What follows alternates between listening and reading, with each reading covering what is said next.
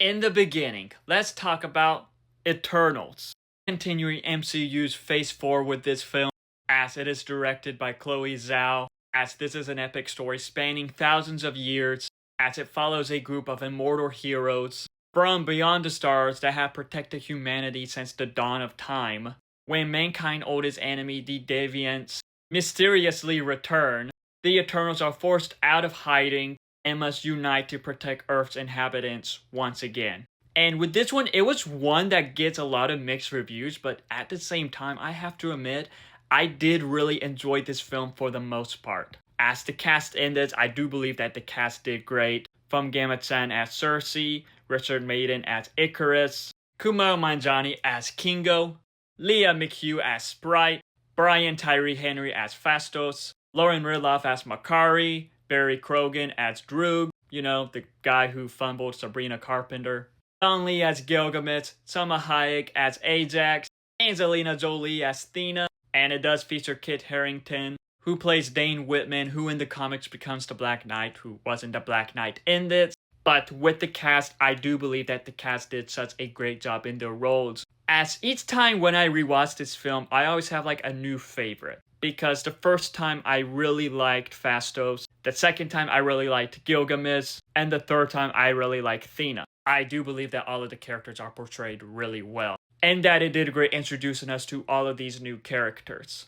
As they do have great chemistry with one another, we do see Salma Hayek's Ajax pretty much be like the mother figure, the leader of the Eternals, and I do believe that that was just explored very well. And with how this film is, it is just visually stunning. It does have some of the best visuals in the MCU. The cinematography in this is just outstanding. And like how they showcase the powers was awesome. Because with Icarus, it does take inspiration from Man of Steel. But with Makari, seeing how it showcased her powers was fascinating. Because when it usually comes to speedsters, everything is in slow motion. But how they explored it in this film, everything was just moving fast, and that was pretty awesome to see on screen.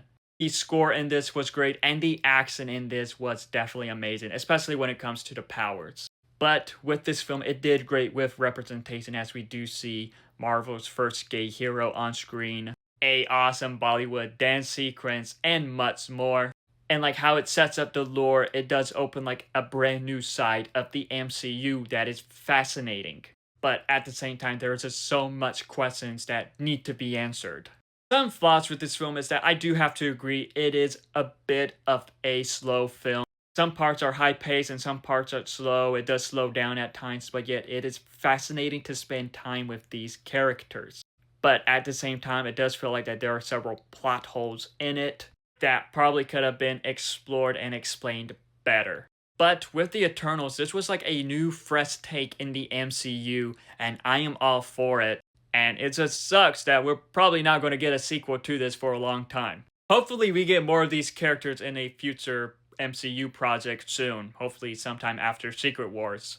Overall, with the Eternals, I do think that it was a great movie in the MCU. It was definitely a standout and a fresh take for something new in the MCU. What it sets up for could be something very exciting. But have you seen Eternals? If so, what are your thoughts on it? Let me know in the comments below and follow me for more.